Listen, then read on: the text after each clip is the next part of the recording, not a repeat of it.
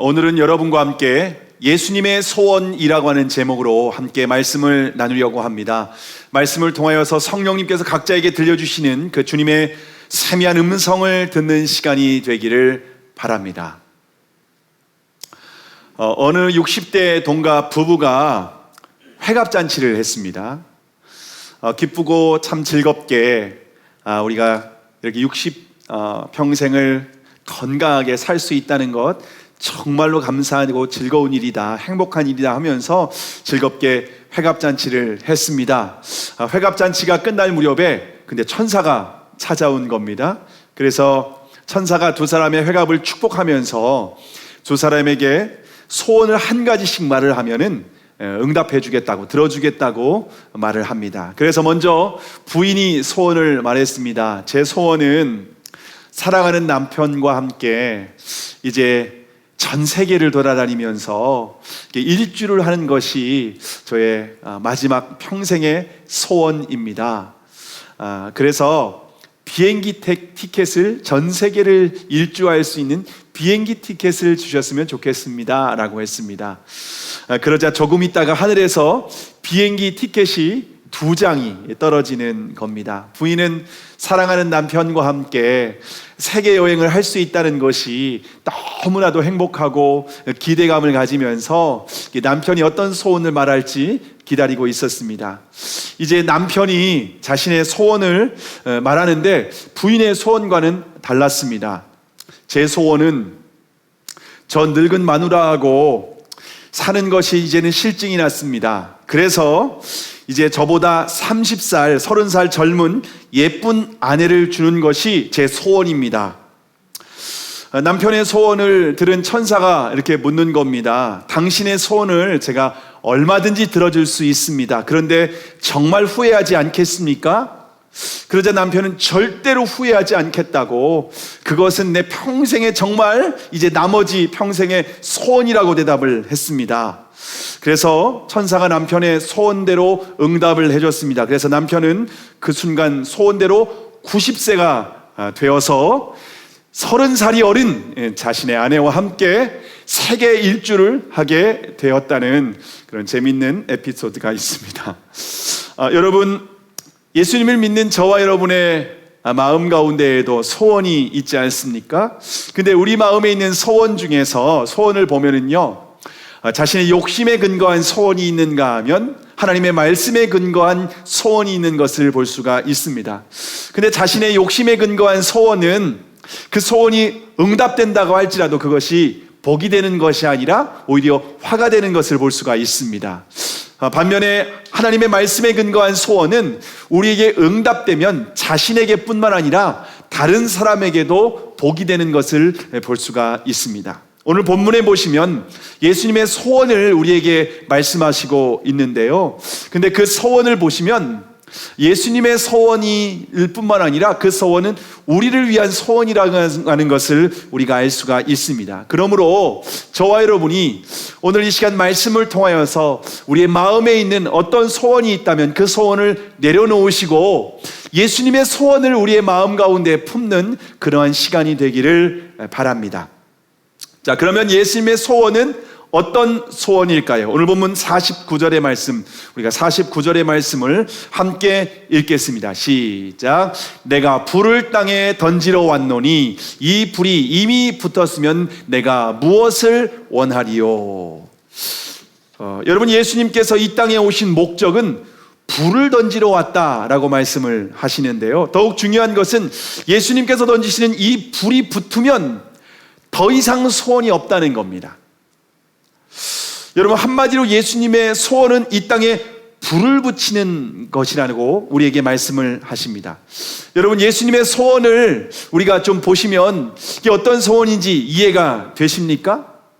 이 땅에 불을 던지러 오셨다, 불이 붙으면 참 나는 더 소원이 없겠다, 이런 말씀을 하시는데 쉽게 이해가 되지 않습니다.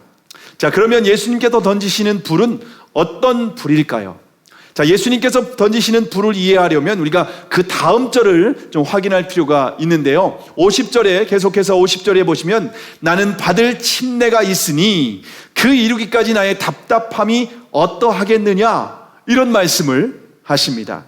자, 예수님의 소원은 이 땅에 불을 붙이는 것이라고 말씀을 하십니다. 그런데 그 전에 예수님께서 받으실 침례가 있다는 겁니다.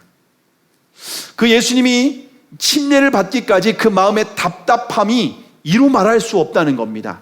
여기에서 답답함이라고 하는 단어가 헬라어로 쉬네코라고 하는 단어인데요, 이 단어는 마치 감옥에 갇힌 것 같은 억압과 이 답답함, 이 고통을 의미합니다.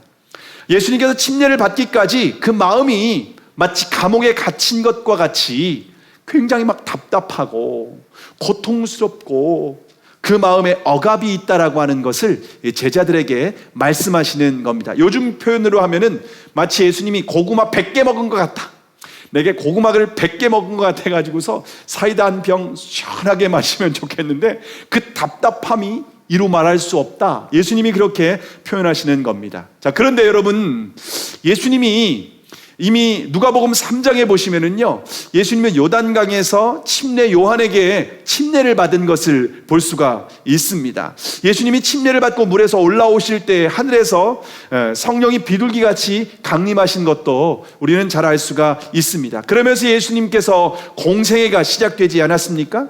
자, 그러면 예수님이 이미 침례를 받았는데 또 침례를 받아야 한다고 말씀하시는데 과연 어떤 침례일까요? 여기서 예수님께서 말씀하시는 침례는 십자가의 죽음과 부활을 의미합니다. 예수님은 십자가의 죽으심과 부활 이후에 비로소 이 땅에 불을 던질 수 있다라는 말씀을 하시는 겁니다. 그러니까 예수님의 소원은 언제 이루어질 수 있는가? 예수님이 십자가에서 죽으시고 부활하신 이후에 비로소 이 땅에 불을 던지시는 그 소원이 이루어질 수 있다는 것을 우리에게 가르쳐주고 있습니다. 자, 그러면 예수님께서 던지시는 불은 어떤 불일까요? 사도행전 2장 1절에서 3절에 보시면 오순절 날이 이미 이름에 저희가 다 같이 한 곳에 모였더니 불의 혀같이 갈라지는 것이 저희에게 보여 각 사람 위에 임하여 있다니 저희가 다 성령의 충만함을 받고 성령이 말하게 하심을 따라 다른 방언으로 말하기를 시작하니라. 여러분, 예수님께서 던지시는 이 불은 오순절 날에 마가의 다락방에 임하신 성령의 불인 줄을 믿으시기를 바랍니다. 성경에 보면은 성령님에 대해서 여러 가지 비유를 말씀하십니다. 물로 비유하시기도 하고 때로는 불로 비유하시기도 하시고 때로는 바람으로 비유하시기도 하십니다. 그런데 예수님은 성령을 오늘 본문에서 불로 비유하시는 것을 볼 수가 있습니다. 불은 어떤 성질이 있습니까? 태워버리는 성질이 있고 뜨거운 성질, 그리고 빛을 밝히는 그러한 성질이 있는 것을 볼 수가 있습니다. 예수님은 이 성령의 불이 붙는 것이 예수님의 소원이라고 우리에게 말씀하고 계십니다. 자, 그러면 예수님께서 불을 던지시는 땅은 어떤 곳을 의미할까요? 예수님은 이 땅에 불을 던지러 왔다라고 말씀하시는데 이 땅은 어디를 의미할까요? 마태복음 13장에 보시면 예수님께서 네 가지 땅의 비유에 대해서 말씀을 하십니다. 어떤 땅이죠? 길가밭 땅이고 돌짝밭, 가시밭, 그리고 옥토밭 땅에 대해서 말씀을 하십니다. 그런데 이것은 예수님이 씨 뿌리는 비유를 말씀하시면서 네 가지 땅의 비유를 말씀하셨는데 여러분, 이 땅은 어떤 것을 비유하면 우리의 사람의 마음을 비유적으로 하신 말씀입니다. 어떤 사람의 마음은 돌짝밭 같은 마음이 있다는 겁니다. 딱딱하게 굳어버린 심령을 말하는 거죠. 또 어떤 심령은요, 가시밭과 같은 마음이 있다는 겁니다. 가시밭과 같이 수많은 어떤 찔리는 가시들이 있어서 말씀이 자라지 못하는 겁니다. 복음의 씨앗이 자라지 못하는 겁니다. 세 번째는 돌짝밭 같은 마음이 있는 겁니다. 돌짝에 의해서 이게 태양볕에 오히려 씨가 타버려서 싹이 나고 열매 맺지 못하게 만드는 겁니다. 그러나 이 옥토밭의 마음이 있습니다. 이 옥토밭은요, 이 딱딱한 것도 기경이 되고 가시도 제거하고 또 돌짝도 제거해서 옥토밭 같은 이 부드러운 심령 가운데에 복음의 씨앗이 심겨지면은요 100배, 60배, 30배의 결실을 맺는다 우리에게 말씀을 하고 있습니다. 결국 예수님은 이 던지시는 이 불은 그 땅이 어디인가 하면 바로 우리의 마음이라는 겁니다. 그런데 예수님이 던지시는 이 불은 어떤 밭에 이 불이 붙는가 하면 옥토밭과 같은 마음에 우리 마음에 불이 붙게 되는 겁니다. 다시 말하면 예수 그리스도를 나의 주님으로, 예수 그리스도를 나의 하나님으로 믿고 따르는 사람 마음 가운데에 하나님께서는 이 땅에 성령의 불을 붙여주신다라고 우리에게 말씀을 하고 있습니다. 근데 여러분, 이 성령의 불은 어떤 것을 의미하냐면요, 성령의 불은 어떤 파워나 능력을 의미하는 것이 아닙니다. 이 성령의 불은 예수님 자신을 의미합니다.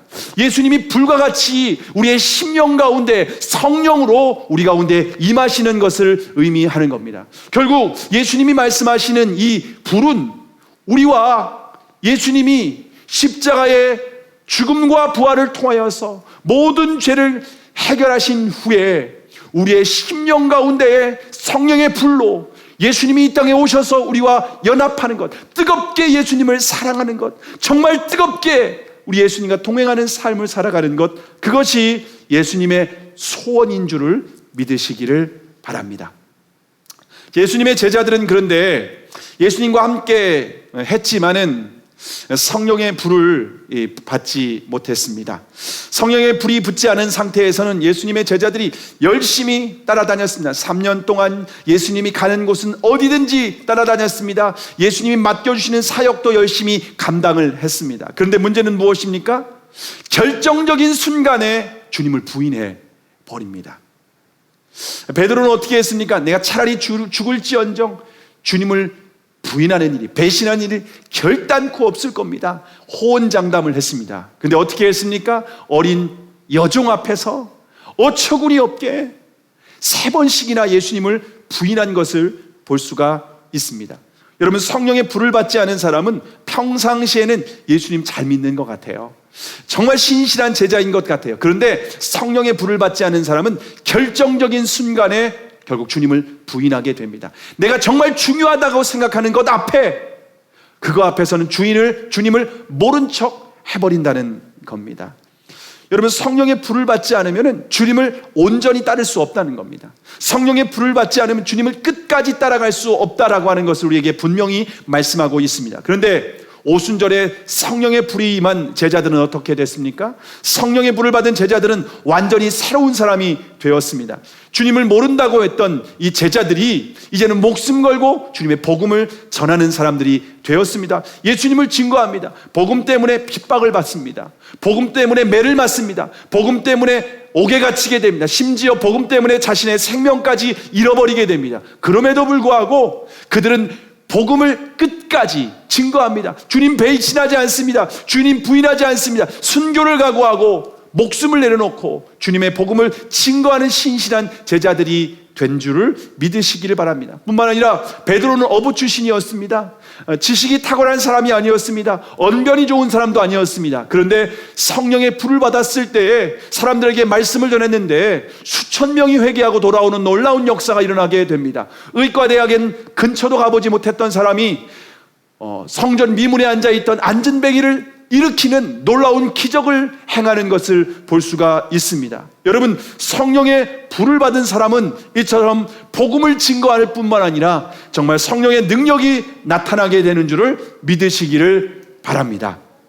자, 그런데 성령의 불을 받게 되면 또 특별한 일이 좀 있다고 하는데요. 오늘 보면 51절에서 53절의 말씀, 51절에서 53절의 말씀을 우리가 함께 읽겠습니다. 시작. 내가 세상에 화평을 주려고 온 줄로 아느냐? 내가 너희에게 이르노니 아니라 도리어 분쟁케 하려 함이로다. 이후부터 한 집에 5사람이 있어 분쟁하되 셋이 둘과 둘이 셋과 하리니 아비가 아들과 아들이 아비와 어미가 딸과 딸이 어미의 어미와 시어머니가 며느리와 며느리가 시어머니와 분쟁하리라 하시니라.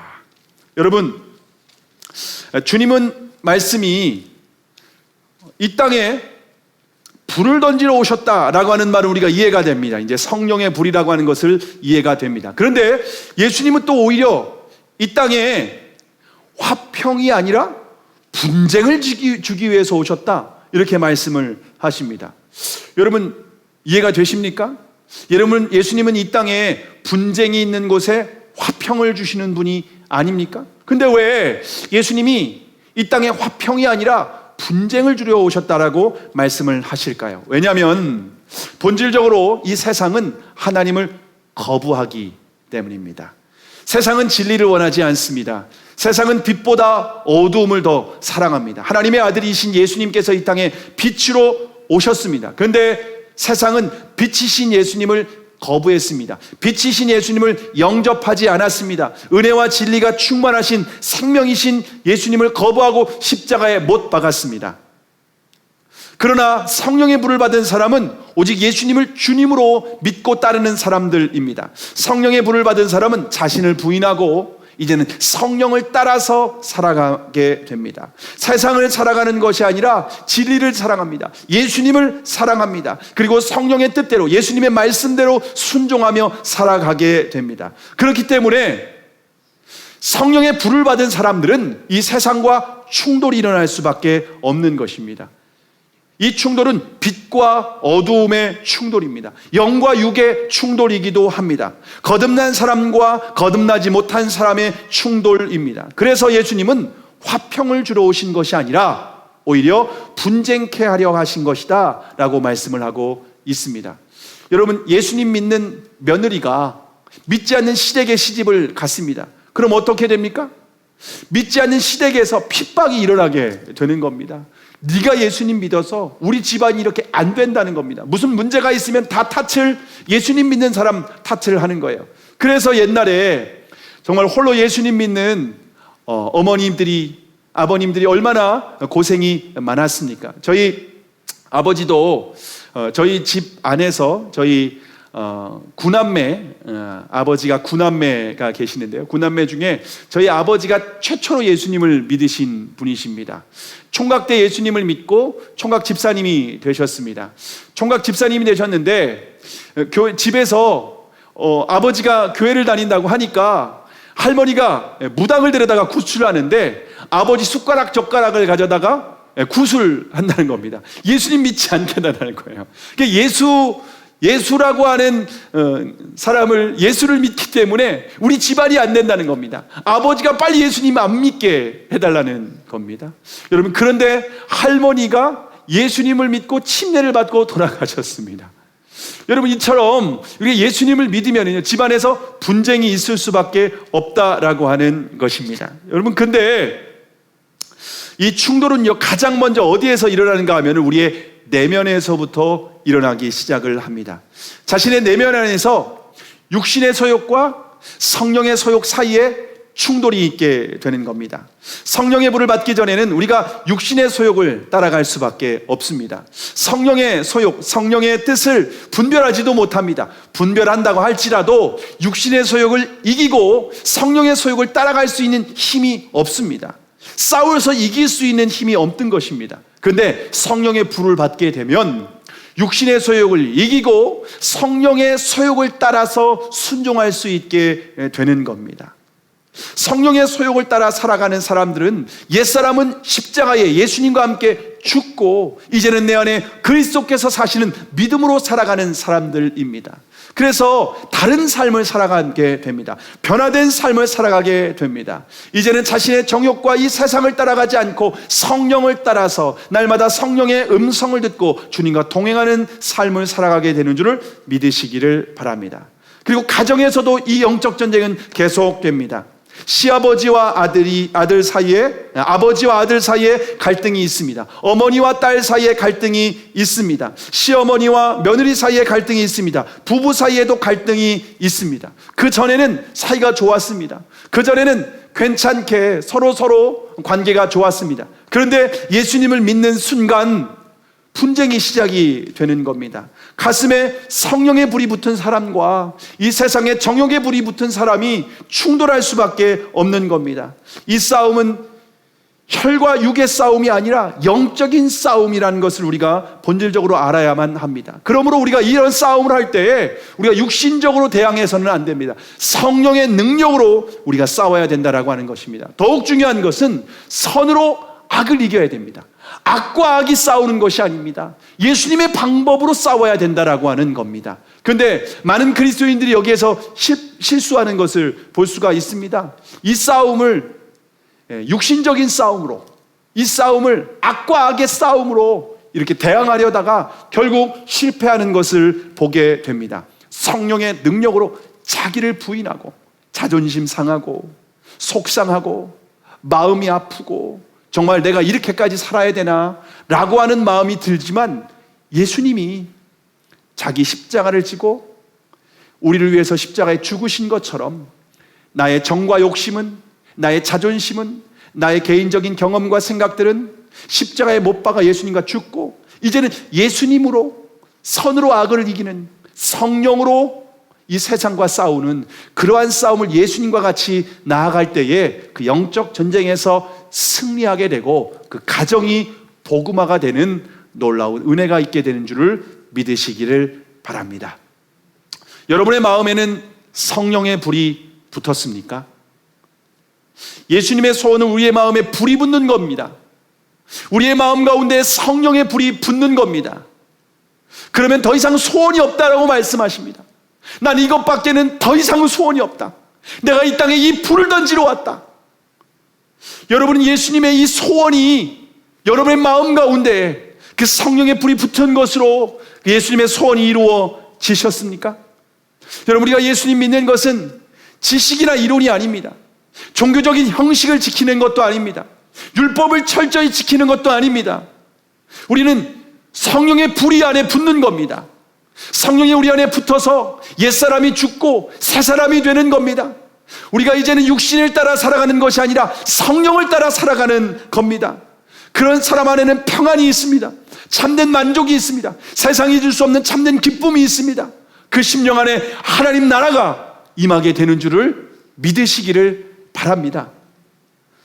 존 웨슬리, 감리교회 창시자인 존 웨슬리가 있습니다. 그는 1738년 5월 24일에 모라비안 교도들이 모임에 참석을 하게 됩니다. 그리고 그날 앞에 강단에서 읽어주는 루터의 로마서 서론을 읽어주는 그 소리를 듣고 회심을 하게 됩니다. 케임브리지 대학에서 홀리클럽을 만들고 누구보다 경건하게 살았던 사람이었는데 그때까지 회심하지 못했던 겁니다. 자기 열심으로, 자기 의로, 율법적인 의로 그렇게 하나님의 의를 이루려고 했었습니다. 그래서 미국의 인디안 선교를 나갔다가 철저히 실패하고 돌아오는 것을 경험하게 됩니다. 그러나 그곳에서 드디어 예수 그리스도의 그 복음이 들려지게 되었고 그 마음이 뜨거워지게 되었습니다. 회심을 경험하게 된 겁니다.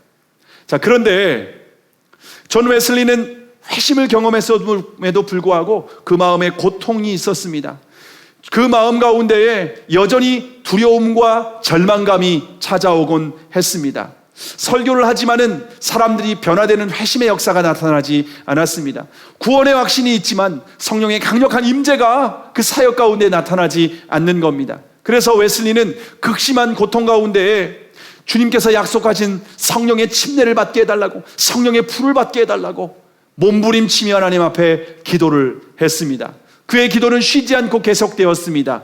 그러던 1739년 1월 1일 밤 60여 명의 동역자들과 함께 밤새 기도회를 했습니다. 그 기도회는 조지 휘필더도 있었고 또 기도회에는 요한 웨슬리의 동생 찰스 웨슬리도 있었습니다. 그들은 밤새 하나님 앞에 성령의 불을 달라고, 하나님의 은혜를 달라고, 성령의 능력을 달라고 하나님 앞에 간절히 기도했습니다. 새벽 3시쯤 되었을 때 그들 가운데 성령의 불이 드디어 임하게 됩니다. 성령의 불이 임하자 함께 있던 모든 사람들이 기쁨과 그 감격의 눈물을 흘리며 하나님 앞에 고백을 했습니다. 오 하나님, 우리는 주님을 찬양합니다. 하나님 우리의 주님이십니다 라고 하면서 그 성령의 불 가운데, 뜨거운 감격 가운데 하나님 앞에 사랑을 고백하며 믿음을 고백하는 시간을 가졌습니다. 그날 이후 웨슬리는 가는 곳마다 성령의 강력한 임재가 나타나기 시작을 했습니다. 하나님의 은혜가 얼마나 강력한지, 한번 부흥회를 인도하면 술집이 문을 닫는 겁니다. 극장이 문을 닫기도 했습니다. 귀신이 떠나가고 병든 사람이 예수님의 이름으로 치유받는 놀라운 기적의 역사가, 치유의 역사가 그의 사역 가운데에 나타나게 되었습니다. 여러분, 웨슬리는 키가 1m 66밖에 안 됩니다. 굉장히 작은 키입니다. 몸무게는 55kg의 아주 작은 체구의 사람이었습니다. 미국 인디언 선교에서도 실패했었던 그러한 사람이었습니다. 그런데 성령의 불을 체험하고 난 후에 세계는 나의 교구다, 그러며 성령의 불을 가지고서 그는 50년 동안 지구 12바퀴를 돌 정도로 거리를 다니며 42,400번의 설교를 하고 88세의 일기에 주님의 부르심을 받고 그가 영원히 사랑했던 주님의 품에 안기게 되었습니다. 존 웨슬리는 이렇게 고백을 합니다. 내가 평생 복음을 전한 것은 내 마음속에 성령의 불길이 있어 쉬지 않고 전도할 수 있었습니다. 여러분, 50년 동안 그가 쉬지 않고 주님의 복음을 전하며 전 세계는 나의 교구다 하면서 사역할 수 있었던 그 힘은 그 마음 가운데 성령의 불이 타오르고 있었기 때문입니다.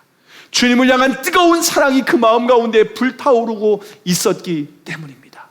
주님의 그 사랑 때문에 그는 쉬지 않고 뜨겁게 자신의 일생을, 나는 녹슬어 없어지는 인생이 아니라 닳아서 없어지기를 원한다 하며 일평생 주님 앞에 복음을 전하다가 주님의 품에 안기게 된 줄을 믿으시기를 바랍니다.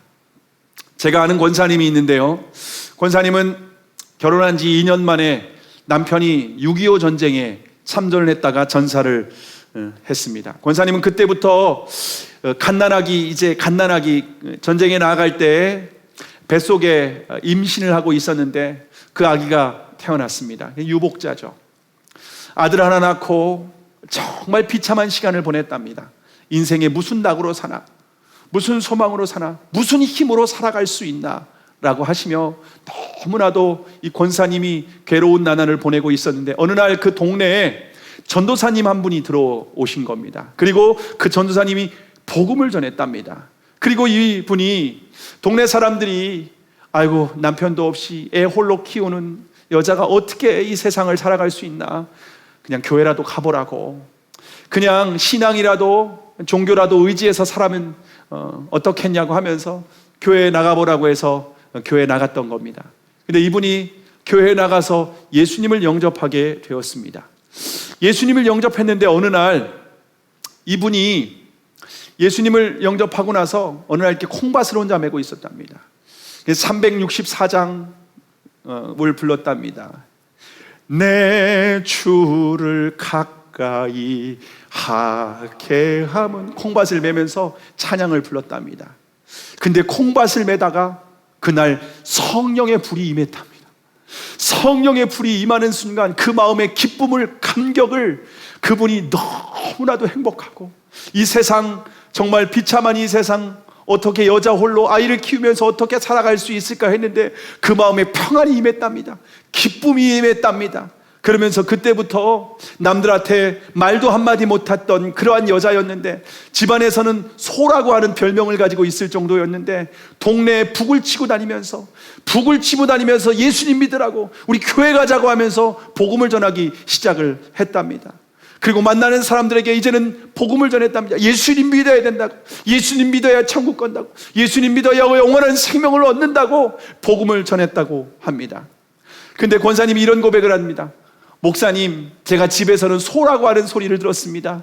근데 예수님 믿고 나니까 제가 여우가 되더라고요. 어떻게 하면 저 사람에게 복음 전할 수 있을까? 어떻게 하면 저 사람이 예수님 믿을 수 있을까? 어떻게 하면 저 사람이 교회를 나갈 수 있을까? 그것을 고민하면서 그 사람에 다가가서 제가 복음을 전하는 것을 보게 되었습니다. 여러분, 그 권사님의 하나밖에 없는 아들은 신학교를 보냈습니다. 그리고 목회자가 되었고, 그리고 이 권사님이 얼마나 복음의 열정이 뜨거운지, 아들이 결혼하지도 않았는데 전도사 때 교회를 개척을 하기도 하셨습니다. 복음의 열정이 그 마음 가운데 뜨겁게 불타오르는 분입니다. 제가 만났을 때 이분이 80대 중반이었습니다. 84세였는데 이분이 고난주간이 되면 아침 금식을 하는 거예요. 1년에 성경을 5번씩 읽어요. 목사님 올해 지금 몇 번 읽었습니다. 이렇게 읽는 거예요. 눈도 잘 안 보이는데 하나님 말씀을 얼마나 사모하는지, 그리고 우리가 전도를 나가면 따라서 나간다는 겁니다. 내가 이걸 해야 산다는 겁니다. 이거 하지 않으면 견딜 수 없다는 겁니다. 며칠 전에 꿈에서 그 권사님이 생각났어요. 권사님 어떻게 살아계시나, 어떻게 지내시나 전화를 해봤습니다. 그랬더니 권사님 90세가 넘으셨는데 지금도 아주 건강하시게, 너무나도 주님 뜨겁게 사랑하면서 말씀을 읽으면서 하루하루를 살아간다며 여전히 성령의 불 가운데 뜨겁게 하루하루를 살아가는 것을 보게 되었습니다. 여러분, 저는 그 권사님을 보면서 야, 성령의 불을 받은 사람이다. 성령의 불을 받아서 평생 그 불이 식지 않는 아주 귀한 권사님이라고 하는 것을 제가 지금까지도 굉장히 귀한 권사님으로 생각하고 있습니다. 여러분, 우리가 성령의 불을 처음 받은 사건을 성령 침례라고 합니다. 우리가 성령을 침례를 받을 때, 성령의 불을 받을 때 외적인 현상으로 방언의 은사와 같은 그 은사가 나타나기도 합니다. 근데 우리가 은사가 드러나는 것은 본질적인 증거는 아닙니다. 성령의 불을 받을 때 나타나는 가장 본질적인 증거는 사도행전 2장에서 제자들이 한 일은 뭐냐면은 하나님의 큰 일을 증거했다라고 말하고 있습니다. 큰 일이 무엇인가? 복음을 전했다는 겁니다. 예수 그리스도께서 주인이시다, 예수 그리스도께서 십자가에 죽으셨지만 다시 부활하셨다, 이 복음을 증거한다라고 하는 겁니다. 여러분, 성령의 불을 받은 사람들의 가장 확실한 증거는 복음을 증거합니다. 내가 만나는 사람에게 복음을 증거합니다. 누구든지 그 사람이 높은 사람인지 낮은 사람이든지 그 사람에 상관없이 복음을 증거하게 된다는 겁니다. 복음을 증거하는 것을 통하여서 내 안에 불이 있는지, 내 안에 성령의 불이 뜨겁게 타오르고 있는지 우리는 확인할 수 있다는 겁니다. 만약 내가 만나는 사람에게 복음을 증거하는 것이 아니라 아파트값 오른 거 얘기하고, 자녀가 좋은 대학 들어간 거 얘기하고, 그리고 또 내가 여기에서 드라마 얘기하고 영화 본 거 얘기하고, 여러분, 그것은 성령의 불이 임한 것이 아니라는 겁니다. 예수님을 증거하는 사람, 만나는 사람에게 말끝마다 그 사람의 말은 시작은 드라마로 시작했는데 결론은 예수님으로 끝나는 거예요. 그 사람은 아파트로 시작했는데 결론은 예수님으로 끝나는 거예요. 여러분, 그 사람에게 심령 가운데는 예수님의 성령의 불이 임한 사람이라고 하는 것을 믿으시기를 바랍니다. 여러분, 그런데 성령의 불은요, 한 번 임하는 것으로 끝나지 않습니다. 처음 우리에게 성령의 불이 임했을 때는 그건 성령 침례라고 합니다. 성령의 불이라고 합니다. 그런데 지속적으로 받아야 됩니다. 그것을 우리는 성령 충만이라고 합니다.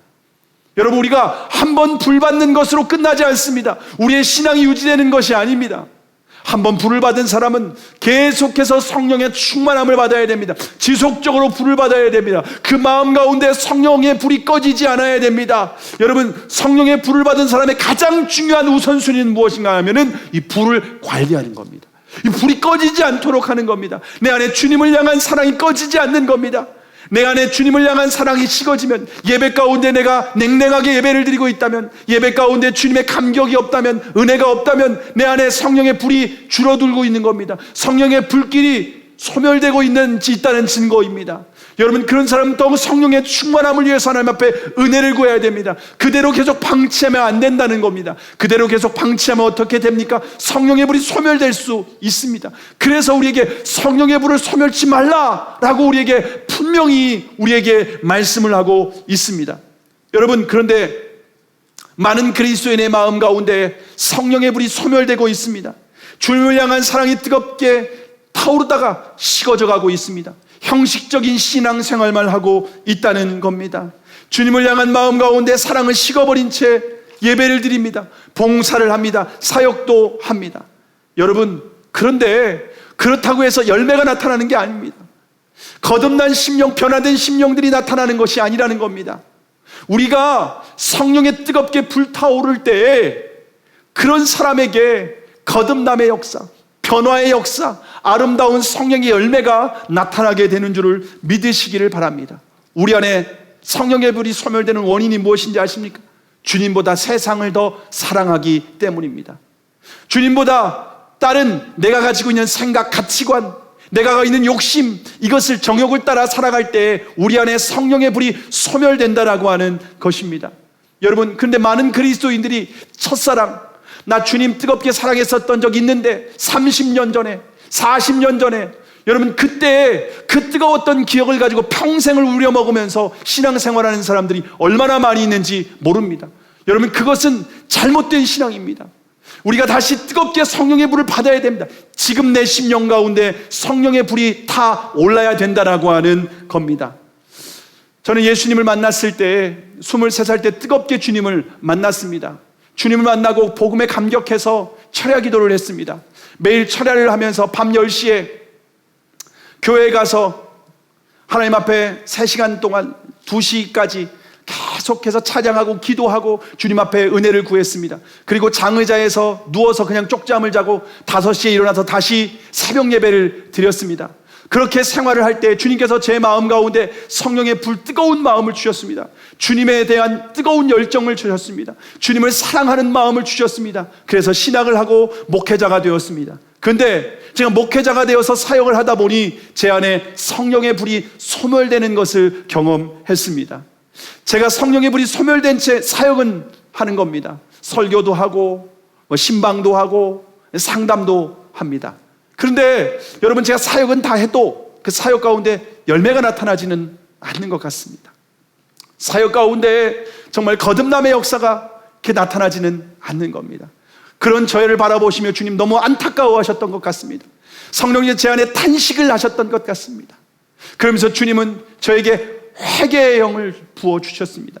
회개하라는 것을 가르쳐 주셔서 주님 앞에 회개하고 주님 앞에 내 안에 있는 우상을 제거하게 하셨고 주님의 성령을 따라서 순종하게 하시며 개척의 걸음을 걸어가시고 또 이 개척한 이후에 날마다 성령의 인도하심을 따라서 순종하는 삶을 살아가게 하십니다. 여러분, 그러면서 제가 경험한 건 무엇인가 하면 제 안에 다시 성령의 불이 타오르게 하신다는 겁니다. 여러분, 저는 정말 존 웨슬리와 같이 더 뜨겁게 성령의 불타오르기를 원합니다. 제 전 생애가 주님 앞에 닳아서 없어지기를 바라는 그러한 심령으로 제가 주님 앞에 날마다 은혜를 구하고 있습니다. 예배 가운데 주님 더 성령의 불이 붙기를 원합니다. 주님 더 뜨거워지기를 원합니다. 내 영혼 전체까지, 내 삶 전체를 주님 앞에 불태워드리기를 원합니다 라고 하는 심령으로 주님 앞에 은혜를 구하게 됩니다. 여러분, 우리 안에 성령의 불이 타올라야 됩니다. 여러분, 성령의 불이 타오르지 않은 심령을 바라보는 주님의 마음 어떤지 아십니까? 답답함을 이루 말할 수 없다라고 말씀하십니다. 나는 너희의 마음 가운데 성령의 불이 타오기를 원한다. 이것이 내 소원이다. 더 이상 그러면 나는 소원이 없다. 성령의 불이 타오를 수만 있다면 나는 이 일을 위하여서 내 생명까지 내어 주었다. 나는 이 일을 위하여서 이 땅에 불을 던지러 왔다. 주님 우리에게 안타까운 심령으로 말씀하시고 성령님께서 우리 안에 탄식을 하시며 우리에게 말씀을 하시는 줄로 믿습니다. 여러분, 우리가 주일날 예배 드리고 주일날 헌금을 드리고 정해져 있는 어떤 기독교 예식을 지킨다고 우리가 신앙생활 잘하는 것 결코 아닙니다. 성령의 불이 붙어야 된다는 겁니다. 성령의 불이 붙고 성령의 인도하심을 따라서 성령의 말하게 하심을 따라 순종하고 성령님과 동행하며 이 땅 가운데에서 그분의 복음을 증거하며 이 땅 가운데에서 그분의 동행하면서 참된 만족과 세상이 줄 수 없는 참된 기쁨을 누리는 것, 그것이 주님께서 우리에게 원하신 소원이라는 겁니다. 그게 소원이라는 겁니다. 여러분, 주님의 소원이 여러분의 가운데에 이루어지셨습니까? 어떻게 우리가 다시 성령의 불이 붙을 수 있을까요? 누가복음 11장 13절에 보시면 너희가 갈지라도 좋은 것을 자식에게 줄 알거든 하물며 너희 천부께서 구하는 자에게 성령을 주시지 않겠느냐. 하물며 구하는 자에게 성령을 주시지 않겠느냐. 여러분, 먼저 우리가 해야 될 일은 무엇인가? 예수님이 나의 주인이신지 점검해야 합니다.